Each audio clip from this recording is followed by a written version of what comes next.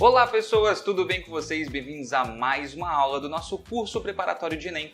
Hoje a gente vai ter uma aulinha aí sobre trigonometria, especificamente trigonometria nos triângulos. Tá lembrando bonitinho aí de soca à toa, lei dos senos, lei dos cossenos? Se não tiver, coloca comigo e se lembrar bem, ainda assim coloca comigo pra gente ver a aplicação aí desses conceitos, dessas fórmulas de uma maneira bem interessante, deixar tudo bem fresquinho na sua cabeça, que o Enem tá chegando, tá? Vamos lá. Gente, temos o seguinte, olha só. Aqui para começar uma questãozinha do nosso Enem 2010. Ela fala o seguinte: para determinar a distância de um barco até a praia, um navegante utilizou o seguinte procedimento.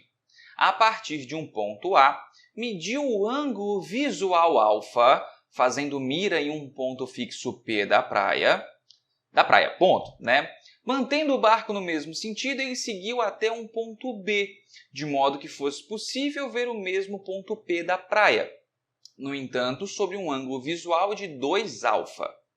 A figura ilustra, né, essa situação. Você vê o texto, gente, assim, ela fica um pouquinho confuso, ele fica um pouquinho confuso, né? A figura aqui, a interpretação da figura aqui é que vai ajudar a desmistificar um pouquinho qual que é o rolê. A gente já fala sobre ela, tá? Vamos primeiro finalizar o texto da questão. Ele fala o seguinte: suponha que o navegante tenha medido o ângulo alfa igual a 30 graus e, ao chegar ao ponto B, verificou que o barco havia percorrido a distância AB igual a 2.000 metros.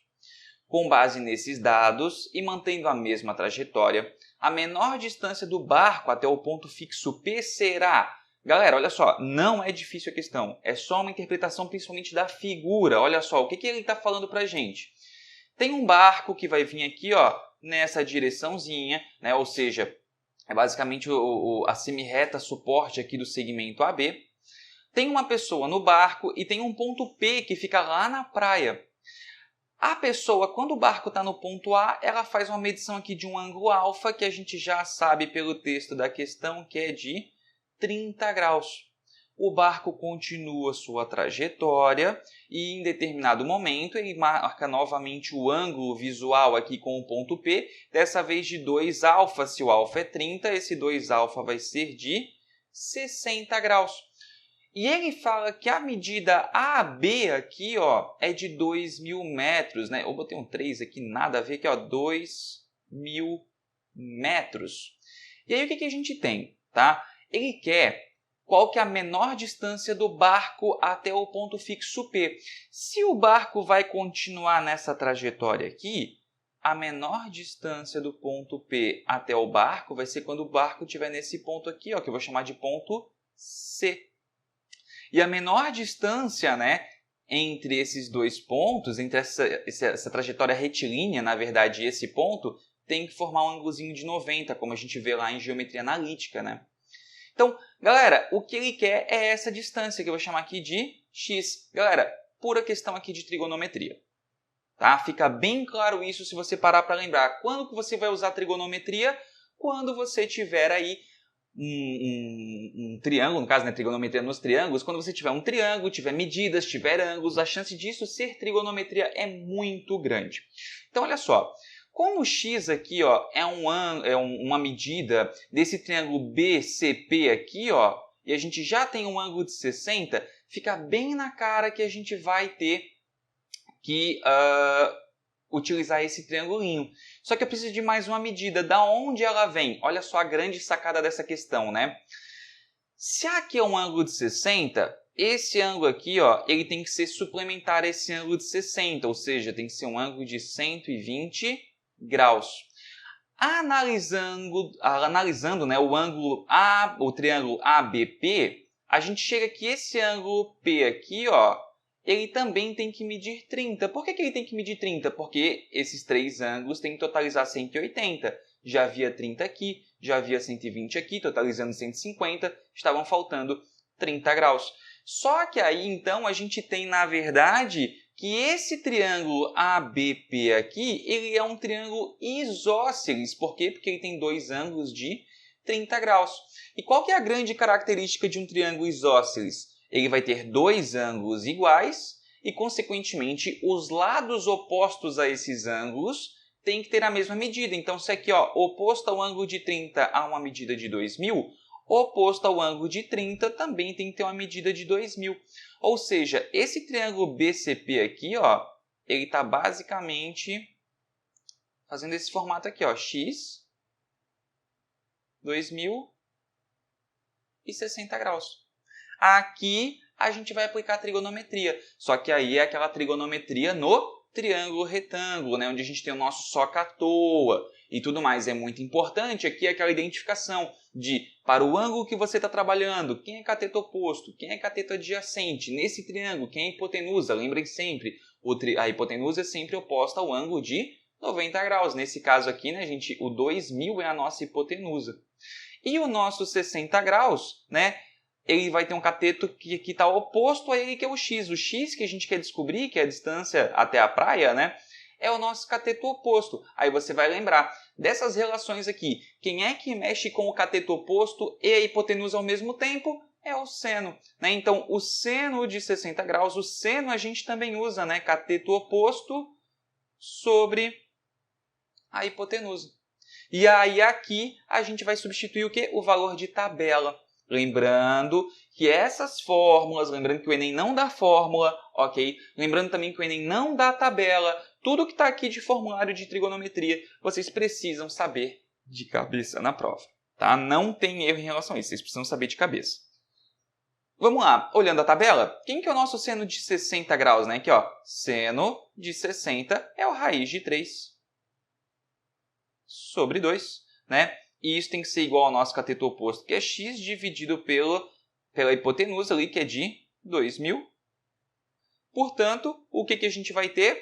Vai multiplicar cruzado, né? 2 vezes x, 2x. 2 vezes a raiz de 3, 2.000 vezes a raiz de 3, né? É 2.000 raiz de 3. Então, a gente vai ter que o nosso x, né?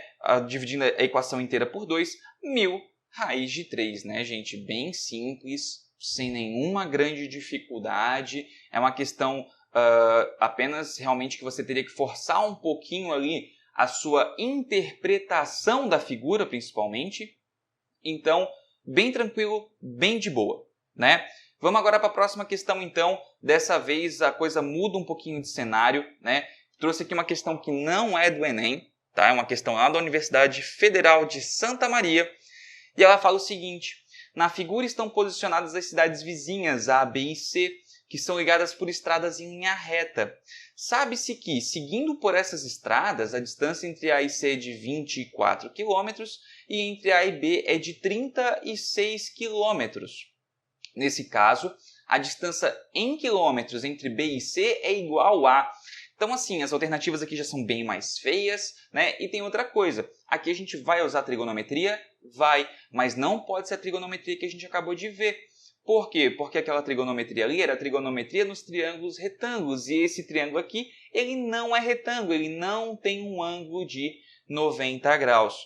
Portanto, o que a gente tem que pensar aqui, né, gente? A gente tem que pensar na trigonometria aplicada em qualquer triângulo, onde a gente tem a lei dos cossenos, que é essa primeira formulinha que a gente está vendo aí, e a lei dos senos, que é a segunda formulinha que a gente está vendo aí, né?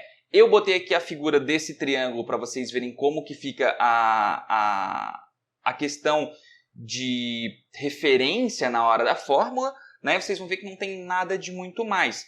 Ah, Vini, mas qual que eu uso? Lei dos senos, lei dos cossenos? Cara, geralmente com o treino que você já tiver ao longo do ano, você já consegue identificar na questão qual é a fórmula que vocês têm que usar. Caso vocês não consigam, tentem montar as duas. Uma das duas não vai funcionar. E se as duas funcionarem, melhor ainda, você vai pelaquela que você tem um pouquinho mais de facilidade, ok? Vale lembrar também que, especialmente quando a gente fala em trigonometria, nos triângulos quaisquer, pode acontecer de aparecer ângulos que são obtusos, né? E aí a gente tem que lembrar da regrinha aí dos ângulos suplementares, da propriedade dos ângulos suplementares. Se alfa e beta são dois ângulos suplementares, então os seus senos são idênticos e os seus cossenos são opostos, ou seja, ocorre apenas a troca de sinal. Por que eu estou falando isso? Vamos lá, vamos analisar a questão? Olha só, na nossa questão, a gente tem o seguinte: Você tem que o segmento AB, ele tem uma medida de AB, tem uma medida de 36 km, e que o segmento AC tem uma medida de 24 km. Você não precisa colocar o quilômetro, tá, gente? Aqui, na hora do cálculo, a resposta vai ser em quilômetros, que é justamente o que o item está pedindo da gente, né?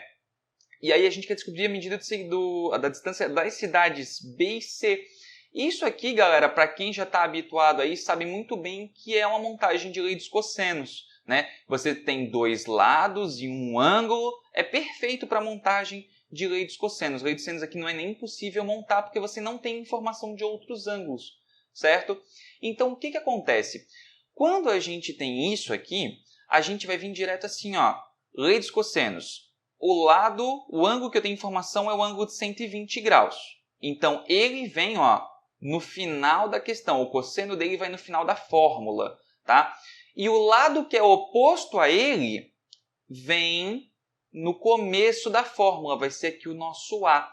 O B e o C vão ser o 24 e o 36 sem importância de ordem. Então, ó, se eu tenho apenas a informação de 120, eu vou terminar com vezes cosseno de 120. E vou começar a fórmula com o lado oposto ao 120, que é o x. Então, a gente vai ter que x ao quadrado tem que ser igual a 24 ao quadrado mais 36 ao quadrado menos 2 vezes 24 vezes 36 vezes o cosseno de 120 graus. Vamos lá. X ao quadrado, então, vai ser igual a quem? 24 ao quadrado, já vamos resolvendo, é equivalente a 576. O 36 ao quadrado é equivalente a 1.296. Aí aqui, ó, fica uma sugestão. Antes de multiplicar tudo, olha o que eu vou fazer. Vou fazer o seguinte, vou só substituir o cosseno. Menos 2 vezes 24 vezes 36 vezes... Quem que é o cosseno de 120? O 120 não está na tabela, né? Você pode fazer o FPF, se você já estiver bem lembrado aí do círculo trigonométrico, ou pode usar a propriedade de ângulos suplementares. O 120 ele é suplementar ao 60, então os cossenos deles vão ser opostos. Se o cosseno de 60 é 1 sobre 2, o cosseno de 120 é menos 1 sobre 2. Aqui, como vai haver uma multiplicação por 2 e uma divisão por 2, esse 2 aqui, ó, já cancela com esse 2 aqui. Então, você vai ter menos 24 vezes 36 vezes menos 1. O menos com menos fica mais, resta fazer apenas o 24 vezes 36. Ou seja, galera, disso aqui tudo, ó, olha só, deixa eu apagar aqui, dessa multiplicação toda aqui, ó, vai ficar um resultado positivo, tá? E a multiplicação de 24 ali por 36 vai dar exatamente 864.